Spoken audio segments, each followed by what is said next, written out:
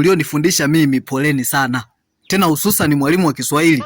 Kuna maswali yake moja mwalimu alikuwa anasema changanua sentensi hii kwa njia ya matawi. Yaani kabla hajataja sentensi yenyewe, neno lenyewe ni sentensi tayari. Anakuambia Ana na Amina anatembea na mwalimu. Yaani hapo mwalimu wewe ulikuwa unatuficha ficha, unashindwa tu kutuweka wazi kwamba utujulishe Ana na Amina wanatembea na wewe, ila ukatumia njia ya elimu. Lakini unakuja unatuambia bainisha nomino huru na nomino tegemezi katika sentensi hiyo.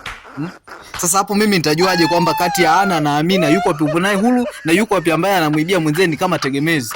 Wewe ndio unayejua, wewe ndio ilibidi tuweke wazi. Mimi nabainishaje hapo nomino? Wewe ungesema tu bwana kinini bwana Ima bwana Domi msitembee na Amina na Ana ni watu wangu. Sio kutuandikia sentensi ambayo bainisha nomino huru na tegemezi. Wakati wewe ndio unajua nani upo naye huru na nani unajificha naye.